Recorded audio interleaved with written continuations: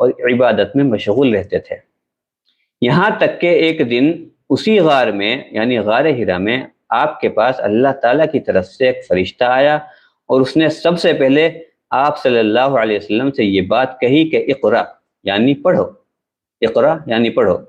حضور اکرم صلی اللہ علیہ وسلم نے فرمایا کہ میں پڑھا ہوا نہیں ہوں۔ اس کے بعد خود حضور صلی اللہ علیہ وسلم نے واقعہ بیان کیا کہ میرے اس جواب پر فرشتے نے مجھے پکڑا اور مجھے اس زور سے بھینچا کہ مجھ پر مشقت کی انتہا ہو گئی، پھر اس نے مجھے چھوڑ دیا اور دوبارہ کہا کہ اقرا، میں نے جواب دیا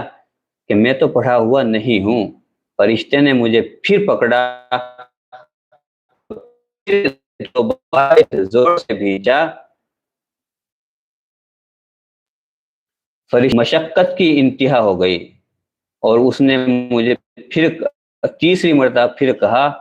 بھینچ کر چھوڑ دیا جب، پھر کہا کہ اقرا ربک الذی خلق خلق الانسان من علق اقرا ربک الاکرم الذی علم بالقلم علم الانسان ما لم يعلم، یعنی کہ پڑھو اپنے اس پروردگار کے نام پر جس نے پیدا کیا، جس نے جمے ہوئے خون سے انسان کو پیدا کیا، پڑھو، اور تمہارا رب تمہارا پروردگار سب سے زیادہ کریم ہے۔ یہ آپ صلی اللہ علیہ وسلم پر نازل ہونے والی پہلی آیات ہیں، یہ 5 آیات۔ اس کے بعد ان آیات کے نازل